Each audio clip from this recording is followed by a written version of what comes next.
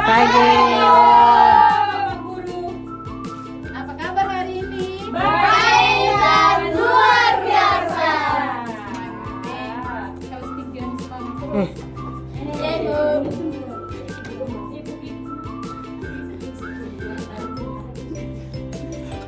Siapa yang tidak hadir hari ini?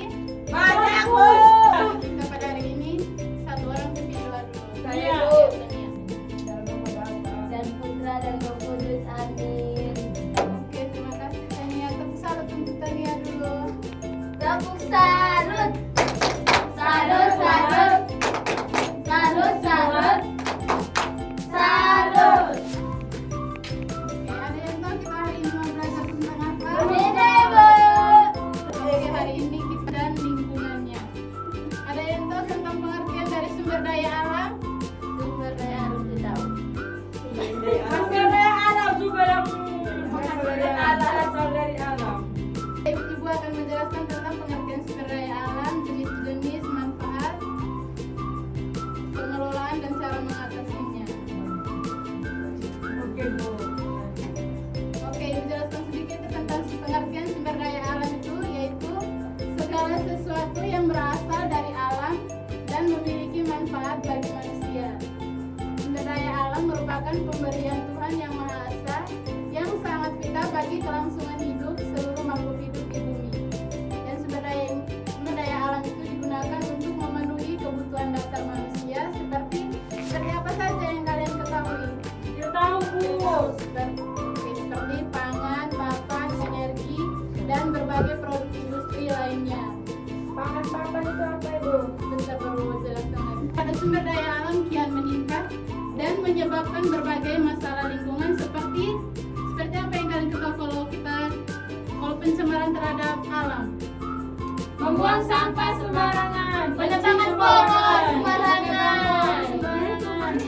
Oke, yang berikut kita ketahui tentang jenis-jenis tentang sumber daya alam. Siapa yang tahu jenis-jenis sumber daya alam? Sumber daya alam Ada yang berapa dapat itu? diperbaharui dan tidak dapat diperbaharui. Iya. Tepuk tangan dulu untuk ya Paulina. Oke, menjelaskan jenis sumber daya alam itu yang berdasarkan sifatnya.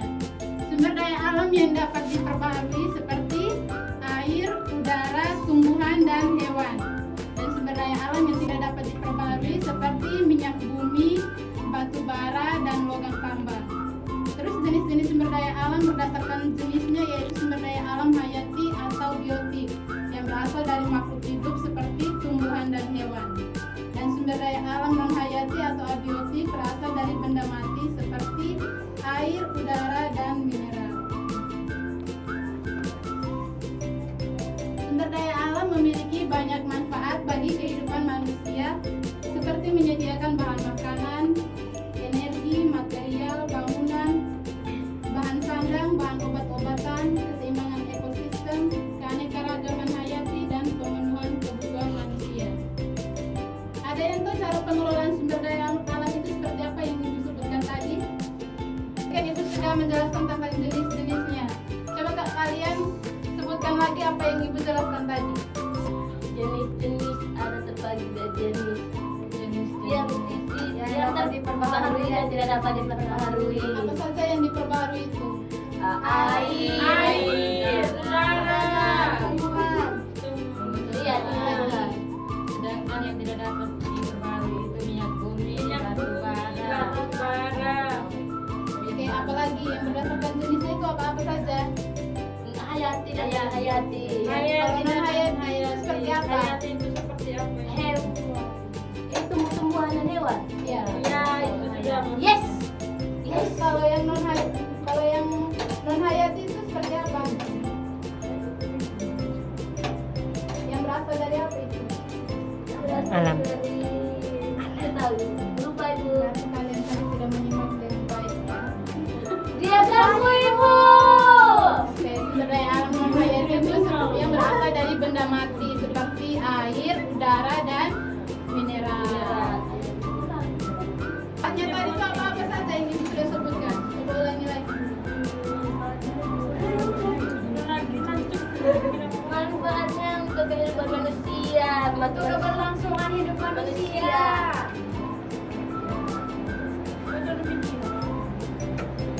Oke, kita tepuk dulu tepuk tentang sampah. Tepuk sampah. Jika Kamu melihat ada sampah, jangan lupa simpanlah di tempatnya. Ingatlah habis makan, buanglah ke tempatnya. Kebersihan sebagian dari iman. Ode. Oke, sama-sama. Lanjut ke pengelolaan sumber daya alam. Pengelolaan sumber daya alam perlu dikelola secara bijak agar tetap lestari di lingkungan sekitar kita. Termasuk dari sampah itu tadi, cara pengelolaannya itu seperti apa? Buanglah sampah pada lagi. Mengolah sampah menjadi barang yang bermanfaat. Ya, daur ulang juga. Kita masuk ke ancaman terhadap sumber daya alam. Kalau kita buang sampah sembarang itu ancamannya itu terjadi banjir, tanah longsor. apalagi? Dan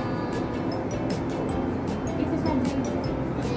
Jelas sedikit ada ancaman itu tuh ada eksploitasi berlebihan, polusi udara, polusi air dan tanah, penebangan liar, kerusakan ekosistem laut dan darat. Dari ancaman itu tuh cara mengatasinya seperti apa dari keempat ancaman tersebut? Membersihkan ketika melihat sampah, pada sampah tempatnya. Menanam pohon, membersihkan sampah yang ada di kali, di laut. Selokan-selokan. Ya, apalagi? Menyediakan tempat-tempat sampah. Pertama kita pengelolaan sumber daya alam secara berkelanjutan. Terus penanaman kembali hutan yang gundul atau reboisasi.